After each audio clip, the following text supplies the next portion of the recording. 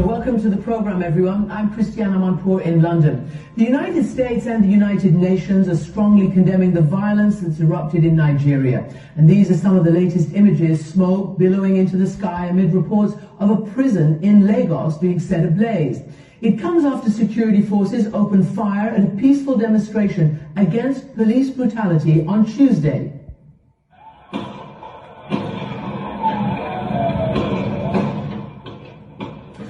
Witnesses and Amnesty International say at least 12 demonstrators were killed in Lagos, which is Africa's most populous city. And across the country, Amnesty says a total of 38 have been killed on Tuesday alone.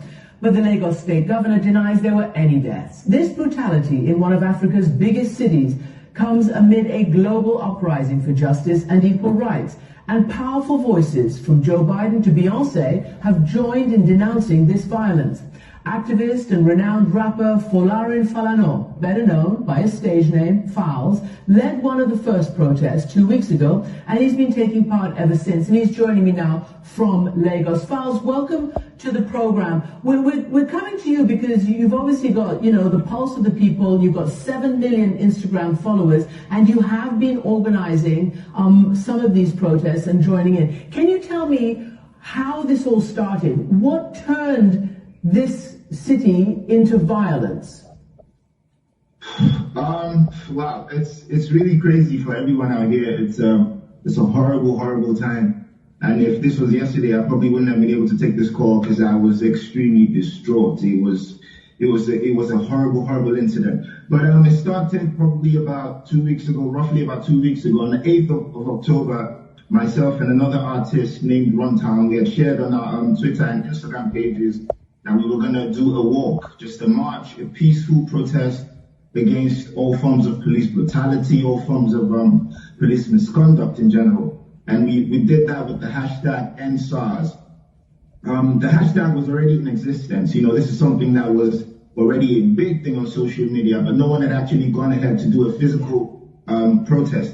So we decided to take that extra step. So we went out on the 8th, I think it was a Tuesday. We went out and probably were expecting maybe around about 50, 100 people, but probably got around about 2,000 people or so that came out on that very day. And it was huge. We did a march to a police station which has some high-ranking officers here in Lagos, and we handed in a petition just saying that the youth as a group were very, very unhappy with the way things were going, and we were really furious about police brutality, police harassment, police extortion, and enough is enough. Basically, everyone was standing up. Everyone was lending their voice to this particular cause. So from that day up until now, back to back, it's been a different state in the country, because there's 36 states in total. Right. But apart from that very one on that day, we didn't even have to call for people to come out in other states. Everyone just trooped out, on their own. It's been crazy. It's been really crazy. Falz? Yeah. Let me just interrupt you a bit, because I just want to ask you so that our viewers are clear. ENDSARS is the hashtag, and it's the movement. SARS, for everybody to understand, is a special police unit, right? It's the special anti-robbery squad. What is it about them? And apparently they're not in uniform, they're plain clothes, and for years you have been protesting against them. What is it that you're actually protesting? What do they do? It's all forms of violence. It's all forms of brutality, and the offenses that they're supposed to be protecting us against is pretty much the offenses they end up committing. The SARS stands for State Anti-Robbery Squad, but they're committing the armed robbery, because we hear about numerous cases where they stop young people just because you look fresh, just because you look young and you look like you're making a lot of money. They'll stop you, they'll harass you, they'll go through your phone, and sometimes they search for messages from your bank, for example, so they can see your bank account balance. And when they do that, they drive you to an ATM, get you to withdraw money, and before they let you go, if they can't get money off you, they lock you up. We hear about several cases where they've locked people up and those people disappeared because they were eventually killed. So it's really crazy. If you're not as lucky when you encounter them, they could shoot you on the spot. It's all forms of violence. They beat people up. They torture people. They murder. They commit armed robbery. It's everything. And there have been so many cases. Let me just ask you a question. Let me ask you a question, because you're right. This has been going on since about 2017. Now, as you know, the state governor in Lagos has denied that there were any deaths, although despite video, despite Amnesty International and eyewitnesses, the Nigerian military, or at least a wing of it, the army has said it's fake news, and they don't believe it. But here's what your president has said, because to an extent he says that he's heard you, and these forces should have been off the street, he says. Can we just play a little bit from his speech? The disbanding of SARS is only the first step in our commitment to extensive police reform in order to ensure that the primary duty of the police and other law enforcement agencies remains the protection of lives. Falz, what do you make of that, and how much stock do you put in the pledges for police reform? It's infuriating, it's annoying, it's frustrating. And I think that's exactly how everyone's feeling, because they've been reforming the police for the longest time, but we've never actually seen actual action. And they said, I was about to say, since 2017, they've been announcing that the SARS unit has been disbanded. They announced in 2017, announced in 2018, announced in 2019, now in 2020.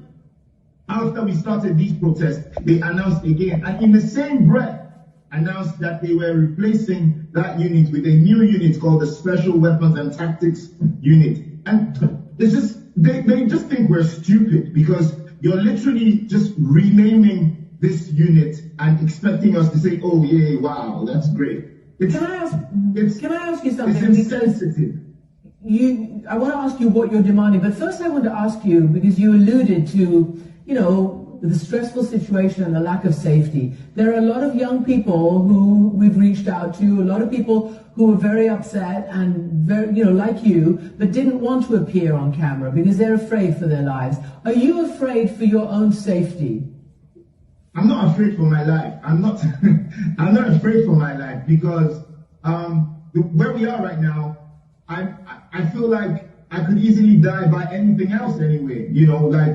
There's a sheer, I don't even know where to start from. We have non-existent healthcare, for example. We have a seriously high level of poverty. There's unemployment.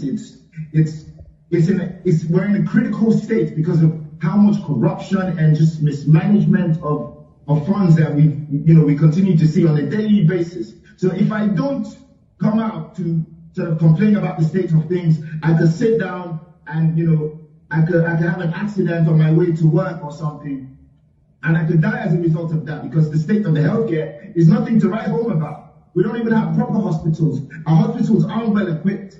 People have to travel abroad to get proper healthcare, and every Nigerian, and we keep on saying this, every single Nigerian is one sickness away from passing away. So what kind of life am I living anyway? Like, why should I be afraid of dying? I'm gonna die anyway, so what's the point?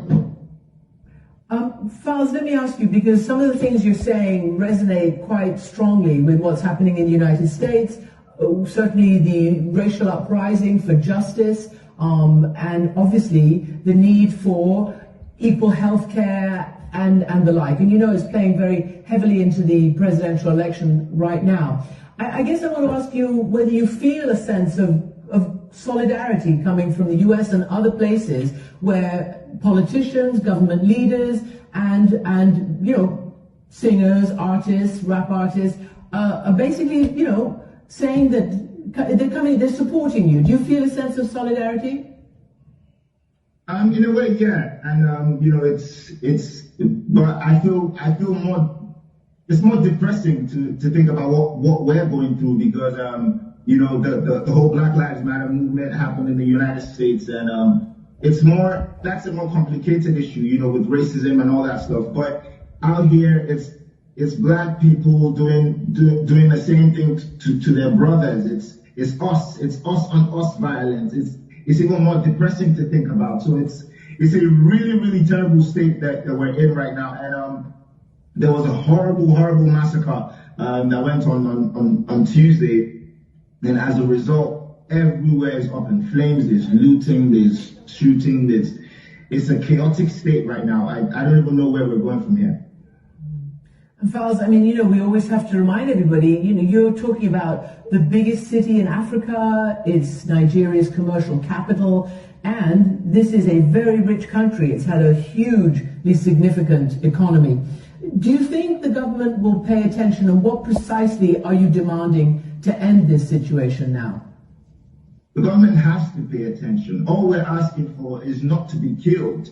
All we're asking for is not to be extorted. All we're asking for is not to be robbed by the officers that are supposed to be protecting our lives and property.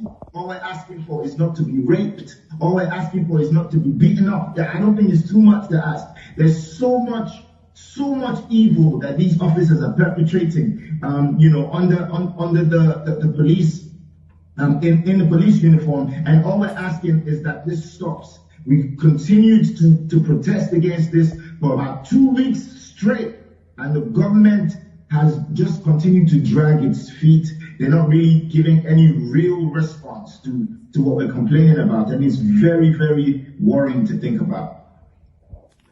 Falz, thank you very much indeed. Thanks for giving us an update, and we understand, you know, the president is talking to the nation. We'll see whether he delivers on any of his promises. Falz, thanks for joining us. We want to end corruption, end killing, end everything, end everything. You mentioned the United States and the election there. There's 12